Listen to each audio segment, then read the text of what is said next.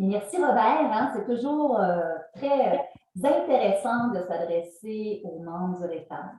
Donc, cette communication présente l'avancement du déploiement des mesures du plan d'action numérique en éducation et en enseignement supérieur du Québec, ainsi que les résultats d'une recherche intitulée Gestion et leadership pédago-numérique, qui a été réalisée en collaboration avec le ministère de l'Éducation du Québec.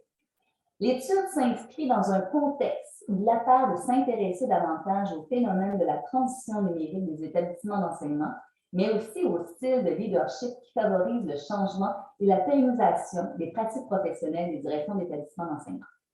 En première partie, mon collègue Patrick Hout, en passant, nouvellement nommé coordinateur au bureau de la mise en œuvre du plan d'action numérique au ministère de l'Éducation du Québec, présentera le déploiement des mesures et en seconde partie, Caroline Gagnon, doctorante en éducation et chargée de cours à l'UQAM, présentera les résultats de la recherche qui ont mené au développement d'une formation autoportante intitulée Gestion et leadership pédago-numérique. Mais j'en dis pas plus long, car c'est Caroline tantôt qui va présenter le. Alors, cher Patrick, à vous l'honneur. Merci beaucoup, France. Est-ce que vous pouvez me confirmer que vous voyez bien mon écran? Partagé. Alors, France, est-ce que tu vois bien à l'écran mon diaporama? Parfait, merci. Alors, bonjour tout le monde et merci de m'accueillir aujourd'hui, en ce midi, au REFAN. Bien, écoutez, le plan d'action numérique, vous le savez, a été lancé en mai 2018, donc ça fait pratiquement 4 ans. Et puis, on voulait faire un certain état d'avancée de la situation, plus précisément avec l'angle vraiment du leadership pédago-numérique, notamment l'intention des directions d'établissements scolaires. Donc, c'était lancé en 2018, comme je vous le disais. Et après 2 ans, comme vous le savez, on n'arrêtera jamais d'en parler. La pandémie a accéléré, bien évidemment, la mise en place, l'usage du numérique. Tout au long de ce parcours d'implantation-là du plan d'action numérique, le ministère tente d'être agile pour s'ajuster aux besoins qui émergent, besoins des milieux.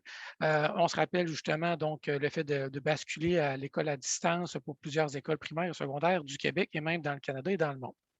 Donc, en cette dernière année du plan d'action numérique, plusieurs actions ont déjà été mises en œuvre et des réalisations concrètes pour le personnel scolaire ainsi que les gestionnaires d'établissements scolaires. Bon, bien évidemment, une foule d'acteurs ont été sollicités en amont du lancement du plan d'action numérique et pour sa mise en œuvre. Donc, des secteurs, bien évidemment, du ministère de l'Éducation et de l'Enseignement supérieur, différents organismes pour favoriser, entre autres, la valorisation de la formation, de l'intégration du numérique dans les pratiques d'enseignement et d'apprentissage, mais aussi des associations, des partenaires privés pour mettre en place tout ça et plus précisément au secteur jeune, mais aussi on veut embarquer les parents dans le coup, donc aussi leur faire développer leurs compétences numériques pour bien accompagner leurs enfants. Le plan d'action numérique a été campé grâce à une certaine vision. Et cette vision-là se doit d'être partagée avec l'ensemble des acteurs qui réalisent sa mise en œuvre. On parle vraiment d'une intégration efficace et d'une exploitation optimale du numérique au service de la réussite de toutes les personnes. Et comme vous le voyez très bien à l'écran, au centre, c'est vraiment l'apprenant qui est au cœur, donc l'élève comme l'étudiant. Et bien évidemment, on veut développer ses compétences tout au long de la vie. Tranquillement, mais sûrement, certains ont pris le virage numérique, donc ont débuté à faire du numérique et d'autres maintenant font vraiment du numérique de façon intensive et l'intention du gouvernement, c'est bien sûr qu'on devienne des êtres numériques. Donc, on ne veut pas ici parler de fracture numérique, mais chaque organisme, chaque organisation développe sa culture numérique à une certaine vitesse, mais bien évidemment, on veut tous ensemble intégrer le numérique pour faire partie prenante des classes et de l'enseignement. Donc, globalement, le plan d'action numérique se structure selon 3 grandes orientations. La première, c'est celle de soutenir le développement des compétences numériques des jeunes et des adultes, en fait, de tous les apprenants. La deuxième, qui est d'exploiter le numérique comme vecteur de valeur ajoutée dans les pratiques d'enseignement et d'apprentissage. Et la troisième, qui est vraiment de créer un environnement propice au déploiement du numérique dans l'ensemble du système éducatif. Loin de moi l'idée de vous présenter les 33 mesures qui sont sous-jacentes à ces 3 grandes orientations-là. En fait, dans ma présentation, je vais davantage me centrer sur l'axe d'intervention qui est de soutenir le développement de la compétence et les cultures numériques.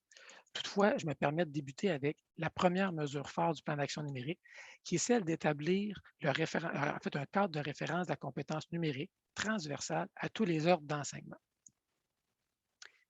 Le cadre de référence de la compétence numérique a été lancé en avril 2019. Il vise à favoriser le développement de la compétence numérique dans l'ensemble de la communauté éducative pour les Québécois et les Québécoises pour qu'ils soient autonomes dans leur usage du numérique. Donc, on parle d'une compétence avec 12 dimensions. Et parmi ces 12 dimensions, donc au cœur du modèle, deux ont une portée fondamentale. En effet, les dimensions agir en citoyen éthique à l'ère du numérique et développer et mobiliser ses habiletés technologiques représentent les dimensions centrales autour desquelles les 10 autres s'articulent. Cela signifie, par exemple, que la préoccupation éthique doit être en trame de fond dans l'usage du numérique en classe ou encore pour préparer du contenu. Bon. Bien évidemment, pour mettre en place tout ça, il y a un cadre de référence qui a été mis en place, oui, mais aussi on a mis un continuum pour préciser le niveau de développement pour chacune des dimensions. Et là, ici, on ne parle pas d'un continuum divisé selon la structure scolaire, mais c'est vraiment en fonction de l'apprenant avec 3 niveaux, c'est-à-dire débutant, intermédiaire et avancé. Ces 3 niveaux de progression permettent d'illustrer le cheminement de l'apprenant pour développer sa compétence numérique. Bien évidemment, chaque apprenant va développer plus ou moins rapidement les différentes dimensions, mais l'important, c'est de travailler toutes ces dimensions-là. Il a été aussi mis en ligne récemment la plateforme compétencesnumériques.ca. Elle est attendue depuis le lancement du cadre de référence. En fait, c'est une plateforme qui s'adresse à l'ensemble de la communauté éducative, mais aussi au grand public pour évaluer un peu de façon ludique son niveau de développement des différentes dimensions. Donc, on vous invite à aller la consulter. Bien évidemment, ça peut être travaillé en tant que citoyen, ça peut être travaillé en tant qu'élève, mais aussi comme personnel enseignant et bien évidemment comme gestionnaire. Et cette compétence numérique-là, bien évidemment, on la veut intégrer. Et comme vous l'avez peut-être vu à l'automne dernier dans le nouveau référentiel de compétences de la profession enseignante, il y a une compétence, la compétence 12, qui est nommée mobiliser le numérique. À l'époque, dans l'ancien référentiel, c'était la compétence 8, celle d'intégrer l'éthique. Et maintenant, dans ce nouveau référentiel, cette compétence de mobiliser le numérique, elle est dite de nature transversale, tout comme l'agir éthique. Et l'intention, c'est bien évidemment qu'on utilise cette intégration du numérique-là pour former les futurs enseignants, mais aussi pour accompagner les enseignants en service dans leur développement. D'ailleurs, je ne vous cacherai pas que pour les gens du Québec, vous êtes probablement au courant que depuis le 1er juillet 2021, il y a une belle obligation de formation continue du personnel enseignant qui précise que l'enseignant doit suivre au moins 30 heures d'activité de formation continue par période de 2 ans, de 2 ans scolaires. Cette nouvelle obligation de la loi sur l'instruction publique constitue un levier important pour les gestionnaires scolaires pour valoriser la profession enseignante et aussi pour intégrer l'usage du numérique dans l'enseignement et l'apprentissage. Donc, parlant de numérique, parlant de formation, ben, vous savez, depuis le plan d'action numérique, c'est qu'on essaie de mettre en place différentes offres de formation pour le personnel scolaire et les gestionnaires scolaires. Donc, je vous présente ici un croquis-notes qui est vraiment à haut niveau pour montrer qu'est-ce qui a été mis en place dans le cadre du plan d'action numérique. Et peut-être là, pour ceux qui étaient là dès 2018 dans le réseau au Québec, donc, il y avait l'idée des combos numériques. Donc, dès mai 2018, on avait à choisir entre 3 types d'équipements pour avoir un certain niveau plancher dans les établissements, qu'on parle de flotte d'appareils numériques, tablettes ou encore ordinateurs portables. On parlait de robots et d'outils pour équiper des laboratoires créatifs. Donc, bien évidemment, la première des choses, considérant les gestionnaires scolaires, on s'est dit, on va sensibiliser nos gestionnaires scolaires à intégrer l'implantation du numérique, soit dans leur projet éducatif ou encore de l'armée avec le plan d'engagement vers la réussite des différents centres de services scolaires ou des commissions scolaires. Donc, on a mis en place des webinaires à l'intention des gestionnaires scolaires et ces webinaires-là, on les a faits en janvier-février 2019. On a rejoint environ 500 participants, majoritairement justement des gestionnaires du Québec. Et ces webinaires-là ont porté sur le potentiel pédago-numérique et le leadership pédago-numérique. D'ailleurs, je partage à l'écran la section info-gestionnaire du site du plan d'action numérique qui permet de mettre en évidence ces différentes ressources. Et on en a même construit des auto-formations pour être capable de les consommer par petits segments de 7 à 10 minutes pour faire réfléchir le gestionnaire scolaire dans son appropriation du numérique, mais aussi dans l'exercice et l'implantation du numérique dans ses établissements. Tantôt, je vous ai présenté le croquis-notes, j'ai parlé des webinaires, mais aussi de l'accompagnement. En fait, le récit, c'est l'accompagnement, c'est le réseau en fait d'accompagnement pour le développement des compétences numériques chez les élèves, mais aussi pour accompagner surtout les enseignants. En fait, c'est maintenant plus de 250 personnes qui accompagnent le personnel scolaire pour favoriser l'usage du numérique pour enseigner et faire apprendre. Il y a des récits locaux qui sont pratiquement dans tous les centres de services scolaires et les commissions scolaires. On a aussi des récits régionaux qui sont spécifiques à la formation des générales des adultes et on a aussi des services nationaux qui travaillent par thématique.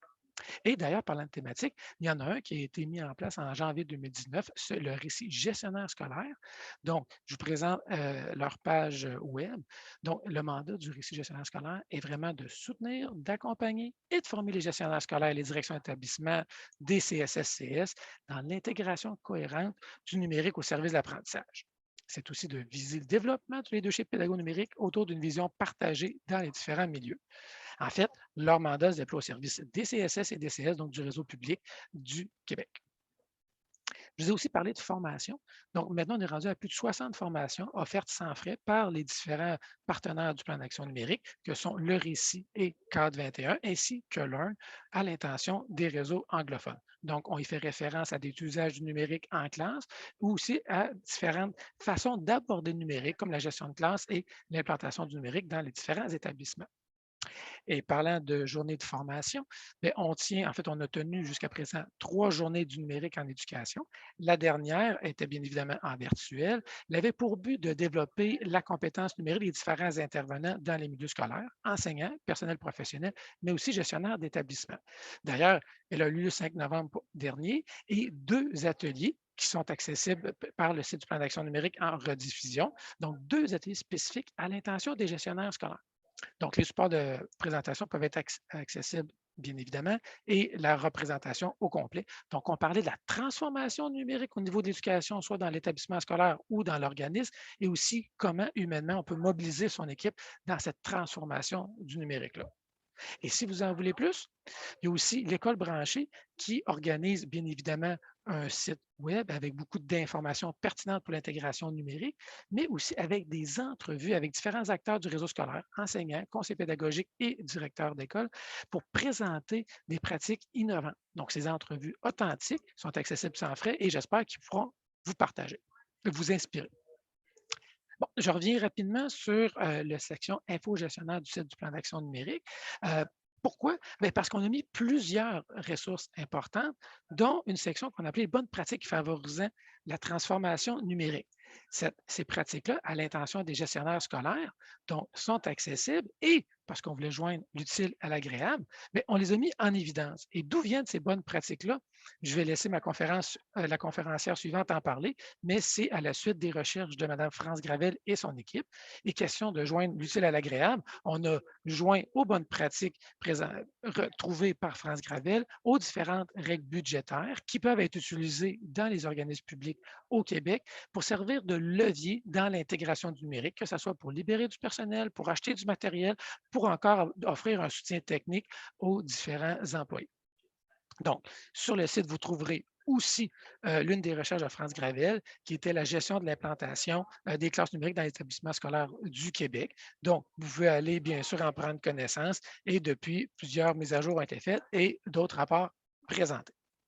Alors, c'est un topo, une quinzaine de minutes, je vous le concède à très haut niveau. Sachez que l'ensemble des ressources présentées sont accessibles sans frais via le site du plan d'action numérique. Je vous remercie beaucoup.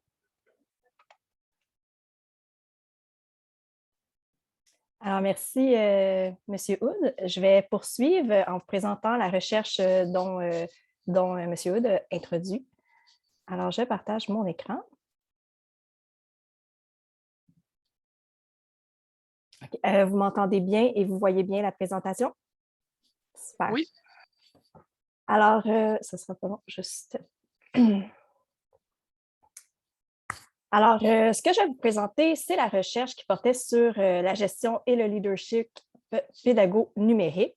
Donc, l'objectif de la recherche, c'était de décrire le rôle, les pratiques et les stratégies des directions d'établissements d'enseignement et des gestionnaires scolaires québécois qui ont implanté le numérique dans leur établissement, et ça vraiment dans le but d'en favoriser un partage. Pour répondre à cet objectif-là, on a adopté une posture descriptive qui était teintée de l'interprétation de l'expérience professionnelle des participants et on s'inscrit dans un paradigme qualitatif. Donc, il y a eu 2 méthodes de collecte de données qui ont été mobilisées. Premièrement, on a recueilli les propos à travers d'une communauté de pratiques professionnelles et ensuite, on a effectué des entrevues semi-dirigées pour approfondir certains thèmes.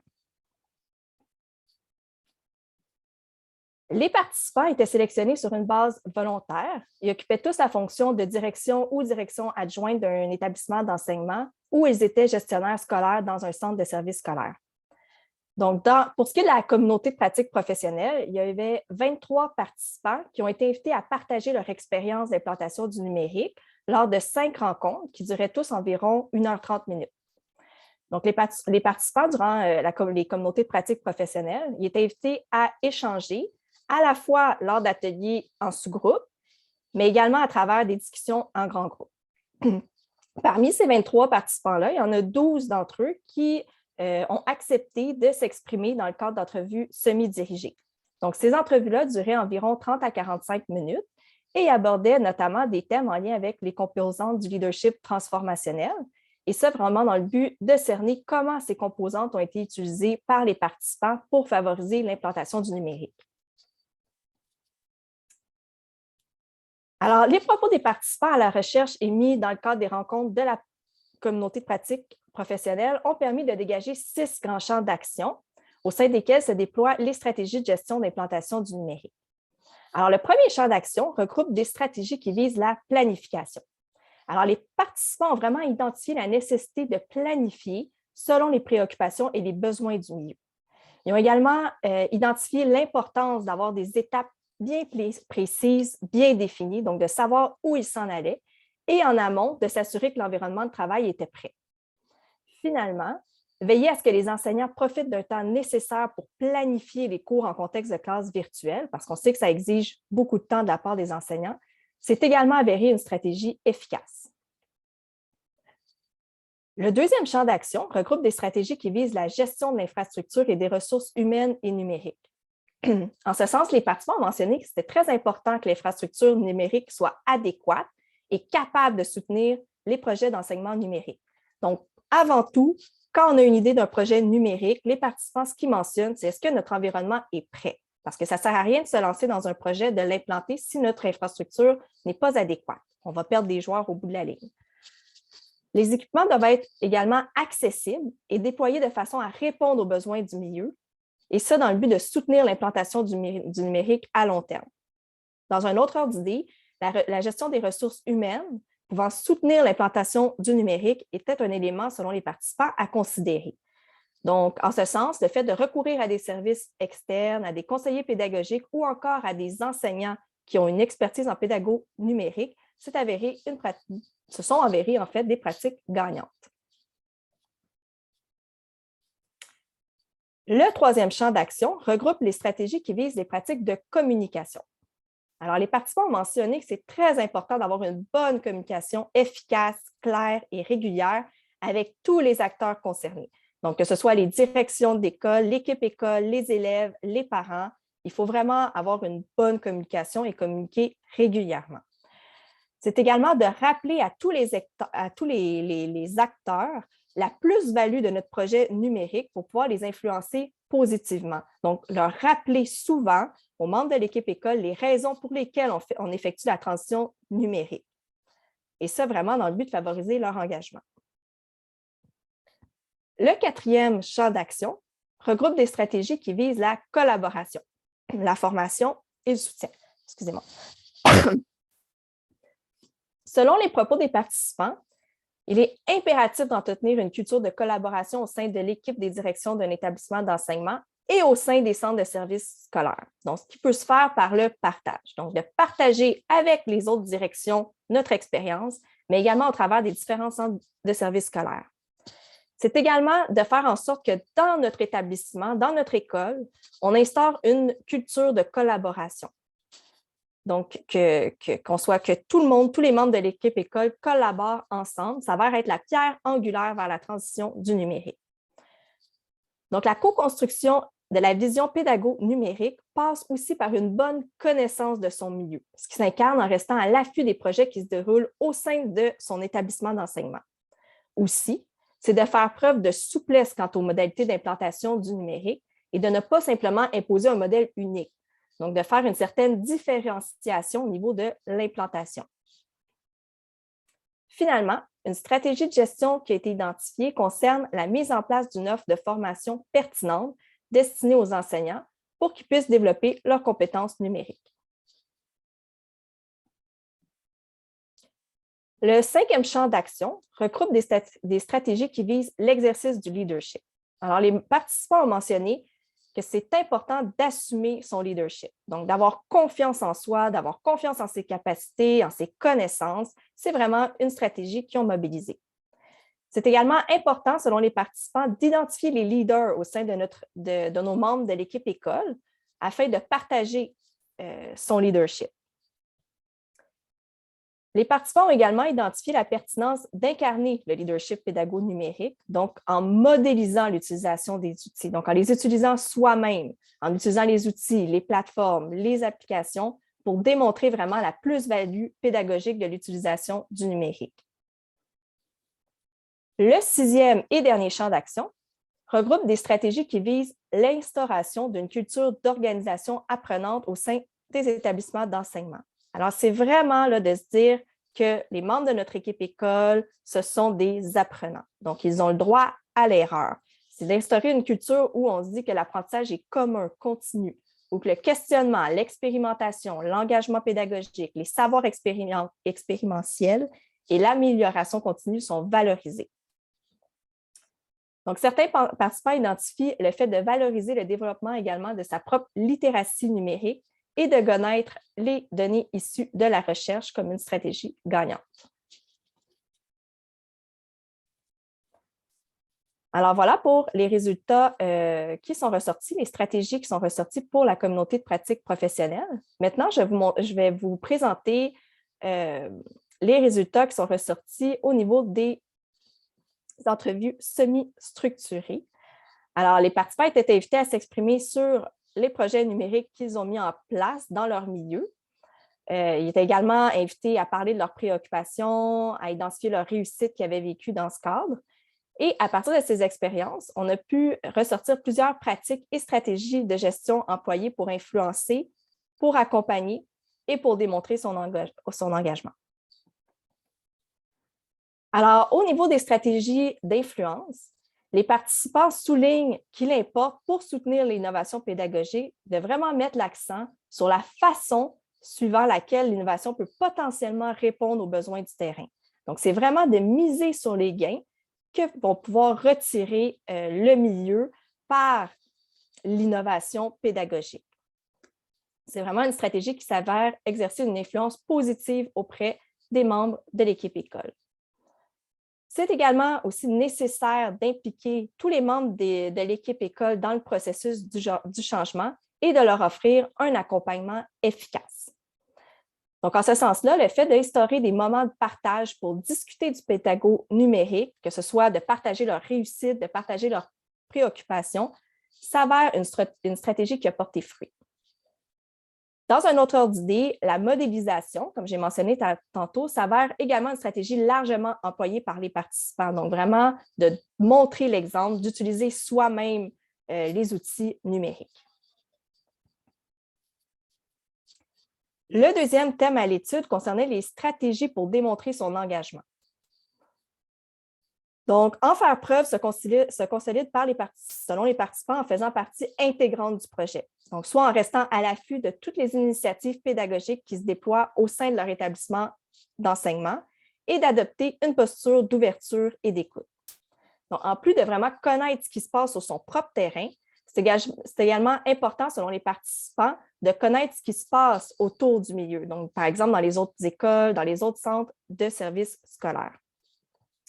Donc, à ce titre, le fait de s'impliquer dans des communautés de pratique qui regroupent des membres d'établissements d'enseignement distincts et de collaborer avec différents experts sont des stratégies, selon les participants, qui s'avèrent gagnantes. Les participants soulignent l'importance d'offrir les ressources nécessaires à l'implantation du numérique, qu'elles soient matérielles, par exemple d'améliorer l'accessibilité aux outils numériques, qu'elles soient humaines, par exemple d'offrir des services de conseillers pédagogiques, d'identifier un enseignant ressource si jamais les enseignants éprouvent des difficultés, ou temporel, par exemple, de reconnaître le temps des enseignants ou faire de la libération de tâches. Le troisième type de stratégie concerne celle qui vise l'accompagnement de l'équipe école. Donc, les participants ont identifié la pertinence de simplifier l'accessibilité de l'accompagnement et du matériel, ce qui se passe notamment par le fait de sélectionner soi-même les outils numériques pouvant être utilisés par les membres de l'équipe école. C'est aussi de promouvoir le développement de la compétence numérique chez les enseignants en les incitant à suivre de la formation. Les participants ont vraiment souligné l'importance de faire de la différenciation au niveau des formations. Ce n'est pas tout le monde qui arrive avec le même bagage numérique. Il y en a qui vont avoir besoin des formations au niveau de la base du numérique et d'autres qui vont être plus avancés, qui vont avoir besoin de pousser leurs compétences numériques, mais de façon plus avancée. Et aussi, les intérêts ne sont pas parfois les mêmes. Alors, c'est important de faire de la différenciation selon les besoins de chaque enseignant. Le soutien passe aussi par la mise à profit des personnes ressources du milieu qui peuvent faire de l'accompagnement, par exemple les enseignants responsables, les conseillers pédagogiques et les techniciens. Les participants identifient également les stratégies visant la supervision. Donc, d'aller sur le terrain, d'aller voir ce qui se passe, d'aller superviser les enseignants, voir ce qui se passe, ça permet d'une part d'identifier les besoins qui sont d'ordre individuel et d'autre part d'identifier les besoins d'ordre collectif. Aussi, ça permet d'éliminer les irritants au fur et à mesure, ce qui est très important parce que si on laisse aller les irritants, on perd l'engagement des enseignants. Donc, ça également, c'est une stratégie que les participants ont vraiment souligné l'importance. Éliminer les irritants au fur et à mesure pour garder l'engagement de nos enseignants. Finalement, ils soulèvent l'importance de reconnaître leurs propres besoins de soutien et d'accompagnement, parce qu'en tant que gestionnaire, on peut aussi avoir des besoins, il faut les reconnaître. Il faut également consolider nos propres compétences numériques. Alors voilà pour les résultats de la recherche. Ce que je vais vous présenter maintenant, en fait, afin de favoriser le développement du leadership pédagogique, il y a eu une formation autoportante qui a été développée en marge de la recherche. Elle est offerte gratuitement par le ministère de l'Éducation du Québec à l'ensemble des directions d'établissements d'enseignement et des gestionnaires scolaires du Québec, et ce depuis l'automne 2021. Ainsi, la formation autoportante, gestion et leadership pédago-numérique, vise la consolidation chez les participants des compétences qui sont nécessaires à la mise en œuvre des mesures inscrites au sein du PAN. Donc, ça fait appel à différentes théories du leadership, notamment le leadership authentique, le leadership transformationnel et le leadership pédago-numérique. Elle permet d'offrir une réflexion quant à la façon dont une direction d'établissement d'enseignement ou un gestionnaire scolaire peut instaurer un climat capable de soutenir la transition numérique. Alors, la formation a été développée dans le cadre d'un travail collaboratif entre une équipe de chercheurs de la Faculté des sciences de l'éducation de l'UQAM, de son carrefour pédagogique et technopédagogique, de son service à l'audiovisuel, ainsi que son vice-rectorat au système d'information. Alors, cette formation dure environ 30 à 40 heures. Elle est accessible en ligne via la plateforme d'apprentissage Moodle. Elle se fait à travers 7 modules. Les participants sont invités à aiguiser leurs connaissances et à développer leur leadership pédago-numérique en réalisant des activités d'apprentissage mobilisant des webinaires en rediffusion, des diaporamas, de la littérature variée et des plateformes virtuelles. Certains modules comportent également des activités facultatives qui ont pour objectif d'inviter les participants à approfondir les thèmes à l'étude. Il y a également des outils qui sont mis à leur disposition, comme des tableaux à télécharger ou bien un Canva pour élaborer un plan d'action numérique d'un établissement d'enseignement, ce qui est fort utile. Les activités d'apprentissage proposées dans le cadre de chacun des modules se concluent par des exercices d'autoréflexion et de consolidation des acquis. Alors, pour conclure, l'ère du numérique a instauré un changement de paradigme au sein du domaine éducatif. Elle s'accompagne toutefois de nombreuses possibilités. L'implantation du numérique, c'est une responsabilité qui est partagée entre les acteurs du domaine éducatif, ce qui implique que les rôles et les tâches attendues des directions d'établissement d'enseignement et des gestionnaires scolaires se sont modifiés, et ce, conjointement aux considérations ministérielles découlant du PAN. D'une part, on a présenté une formation autopartante qui s'appuie sur différentes postures de leadership. Elle a comme objectif d'outiller les directions d'établissement d'enseignement pour qu'ils puissent notamment comprendre comment il est possible de mobiliser les acteurs d'une équipe école vers le déploiement d'un projet d'établissement numérique. En ce sens, la formation autoportante permet de favoriser le développement du leadership pédago-numérique. D'autre part, on a présenté la recherche de Gravel et Hall qui a voulu bonifier les connaissances actuelles et favoriser le partage d'expériences en lien avec les pratiques professionnelles et les stratégies de gestion mobilisées en contexte d'implantation numérique. Les résultats présentés corroborent ceux d'une recherche antérieure qui a mis en exergue l'intérêt du leadership transformationnel et du leadership pédago-numérique en contexte d'implantation du numérique. De cette façon, la contribution de cette étude descriptive peut certainement enrichir la base des connaissances. Elle permet de retracer le passage d'une vision ancrée au sein du PAN à l'action par des pratiques et des stratégies de gestion concrètes menées sur le terrain. D'ailleurs, elle permet de nourrir une réflexion entourant l'actualisation du référentiel des compétences professionnelles des directions d'établissement d'enseignement qui, on le rappelle, ne tient pas compte de la gestion et l'implantation du numérique. En effet, les pratiques et les stratégies de gestion exprimées par les participants à l'étude permettent de mieux comprendre leur rôle et leurs tâches en contexte d'implantation du numérique, tout en posant un regard quant à leurs besoins de formation. En somme, les progrès fulgurants dans le domaine du numérique confirment une nécessité d'agir des directions d'établissement d'enseignement et des gestionnaires scolaires pour répondre aux enjeux technologiques, éthiques et sociaux liés aux changements engendrés par le numérique. Le Québec a décidé de miser sur la compétence numérique et la bonification des pratiques éducatives pour préparer les apprenants à faire face aux défis du futur, d'où l'importance du leadership pédago-numérique en éducation. Pour terminer, j'aimerais attirer votre attention sur le fait que les directions d'établissement d'enseignement et les gestionnaires scolaires sont au cœur de la transformation de l'éducation au Québec. De par leur leadership pédago-numérique, ils ont le pouvoir de transformer la société de demain. Je vous invite donc à lire le dernier rapport de recherche disponible dans la section Info gestionnaire sur le site du ministère de l'Éducation du Québec et de vous inscrire à la formation autoportante intitulée Gestion et leadership pédago-numérique. Alors, merci.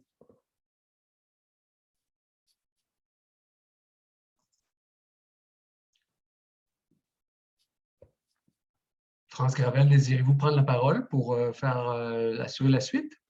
Oui, si vous me permettez, tout au long des présentations de mon collègue Patrick et Caroline, vous avez certainement remarqué que dans le clavardage, aussitôt qu'un des deux abordait un thème ou encore une référence, je le mettais. Donc, vous êtes peut-être bombardé d'informations, mais vous avez tout en main pour pouvoir aller de l'avant, pour vous inscrire ou encore alimenter davantage votre réflexion quant à la gestion d'implantation du numérique.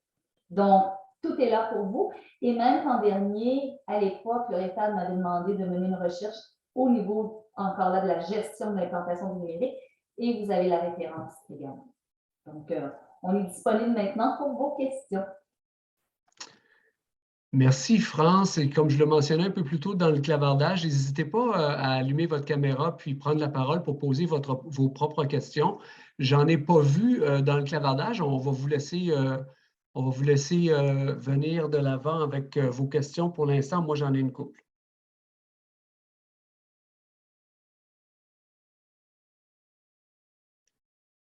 Alors, moi, je ne suis jamais très, très bon pour attendre. Omer a une question. Comment se gère l'acceptation dans les établissements du choix de plateforme et d'outils numériques? Alors, je vais prendre le micro pour la réponse. En fait, au Québec, le ministère de l'Éducation émet des balises, notamment au niveau de la sécurité de l'information, au niveau de la protection des renseignements personnels. Et c'est vraiment au niveau des centres de services scolaires et des commissions scolaires de choisir leurs outils. Bien évidemment, on l'espère en discussion, en collaboration avec les équipes écoles pour les élèves. Et les apprenants ainsi que le personnel.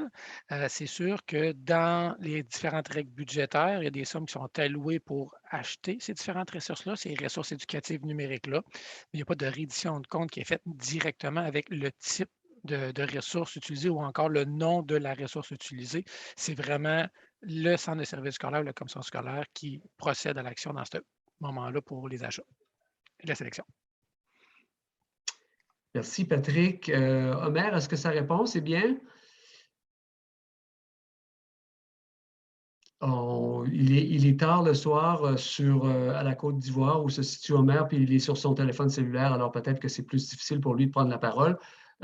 Moi, j'aimerais vous poser une question, si vous le permettez, puis peut-être ici que je me trompe, là, vous me corrigerez. À ma connaissance, il y a une mesure du gouvernement du Québec qui n'est pas en faveur de l'enseignement à distance au secteur des jeunes, primaires, secondaires, dans la mesure où est-ce que on décide que c'est bon seulement pour des circonstances spéciales, autrement, c'est en présence.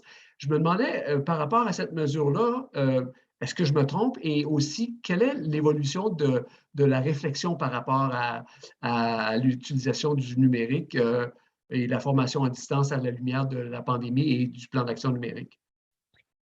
Ben, il est certain qu'il y avait déjà, dans le cadre du plan d'action numérique, une mesure dédiée à la formation à distance. La pandémie a accéléré le processus, mais il y a quand même, depuis septembre dernier, des projets pilotes en formation à distance qu'on appelle le volet innovation. Il y a actuellement 56 projets qui sont en cours dans les écoles publiques et privées à l'intention des jeunes du primaire et du secondaire au Québec. Et ces projets-là ont d'une durée de 3 ans, peut-être même un peu plus, on verra.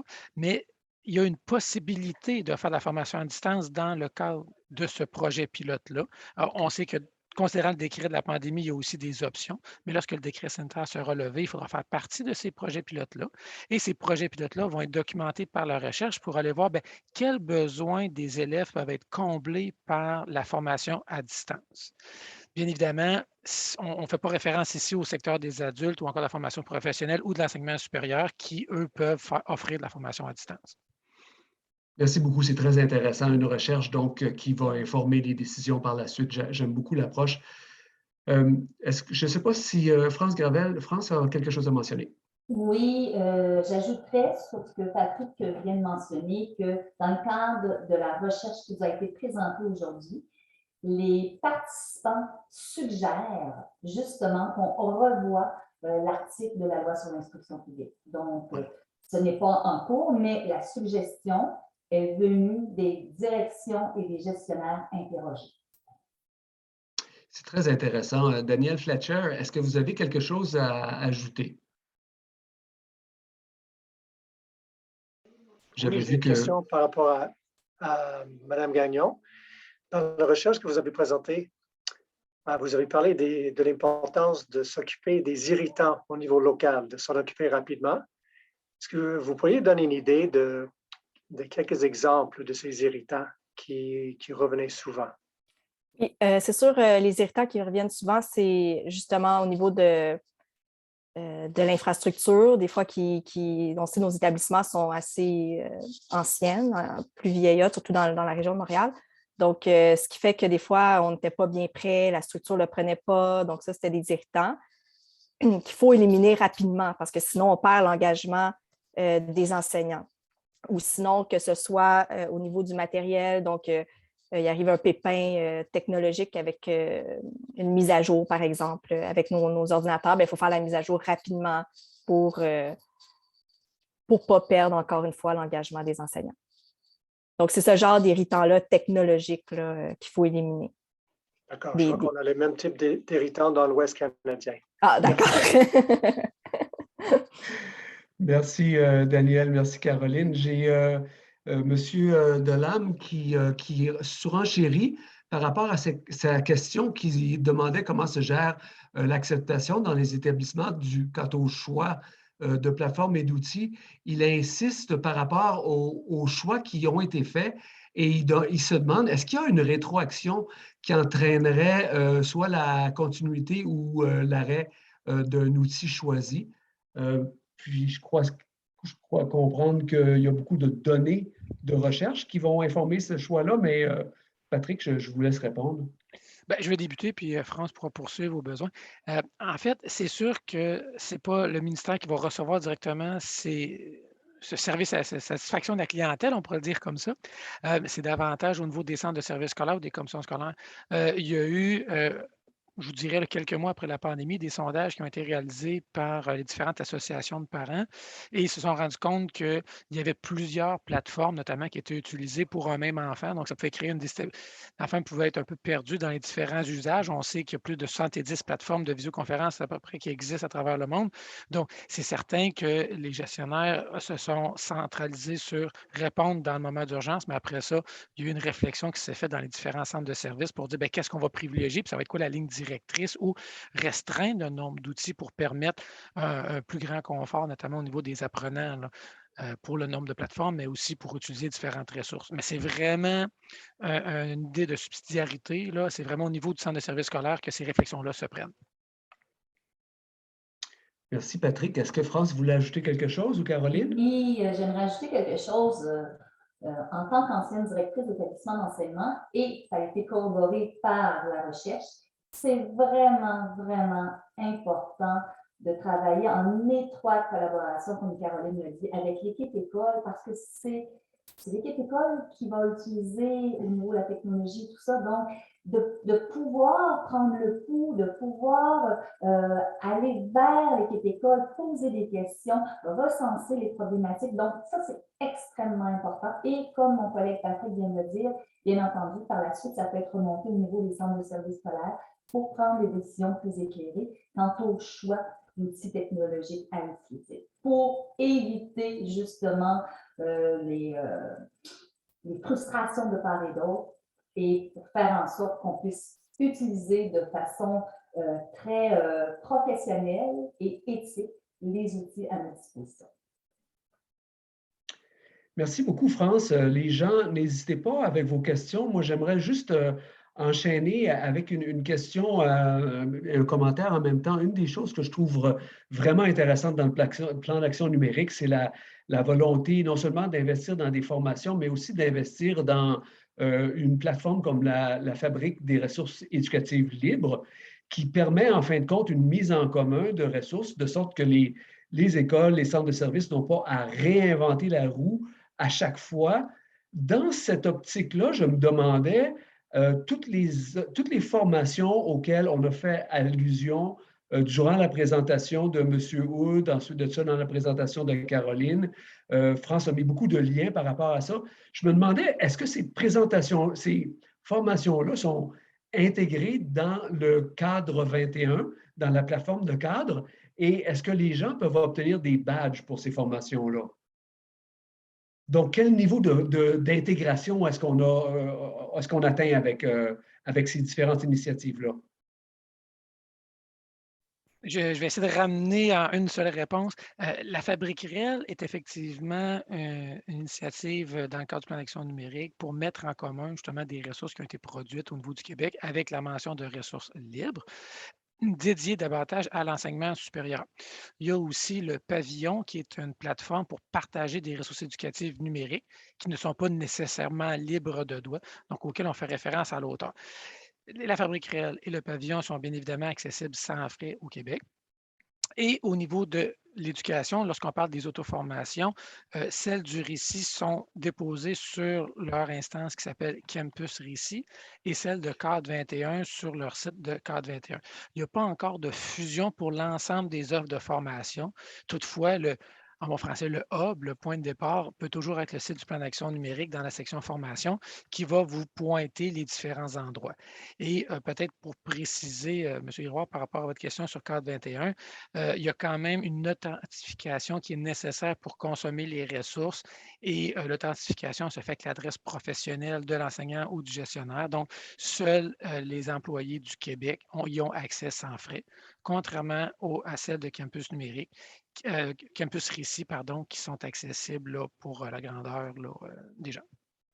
Est-ce que les formations sur Campus Récit profitent des badges qui sont offerts par la plateforme de Cadre 21? Cadre 21 offre badge, en fait, des formations qui sont déposées sur leur site de cadre21.org et Campus Récit va badger, excusez le terme, va badger aussi les auto-formations avec des badges qui sont produites par le Récit. Donc, bien évidemment, l'enseignant peut se faire une collection de badges, là, entre autres sur ces 2 sites là, de formation. Ah, c'est très intéressant. Donc, le Récit a son propre système, sa propre plateforme de badge. C'est intéressant de voir comment vous l'avez réfléchi. Merci pour la réponse. Je me tourne vers le public. Là, je ne vois pas d'autres questions. Est-ce que les participants aimeraient enchaîner?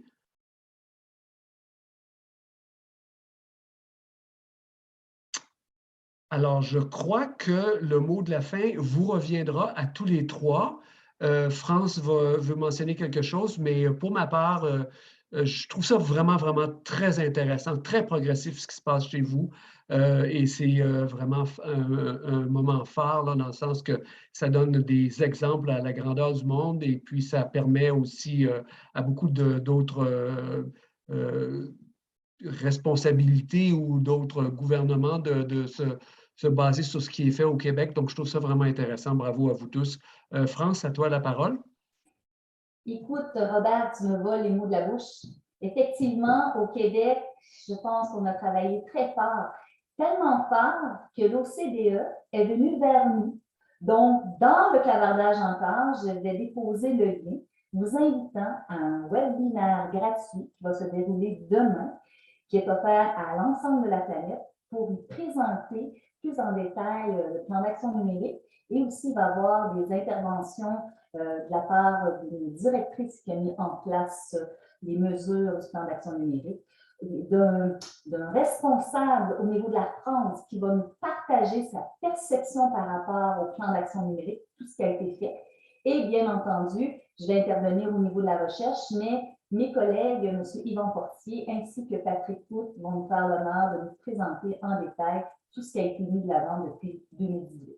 Alors, dans le clavardage, vous allez recevoir ça dans les minutes qui vont suivre. C'est fait. Merci beaucoup, France. D'ailleurs, tout le monde, vous recevrez le compte rendu de l'atelier. Je pense que je ferai exception. Là, il y a tellement de ressources intéressantes qui ont été partagées que peut-être je les mettrai dans le compte rendu lui-même plutôt que de les garder dans le clavardage. Donc, vous allez recevoir ça après la rencontre. Alors, en vous remerciant tous les 3 pour ce généreux partage et cette très intéressante approche, très explicite, très intéressant. On vous remercie et tout le monde d'avoir participé aussi et on vous dit à la semaine prochaine si vous êtes inscrit à notre prochain atelier. Au revoir, merci tout le monde. Merci, bonne journée à vous. Merci, bye bye.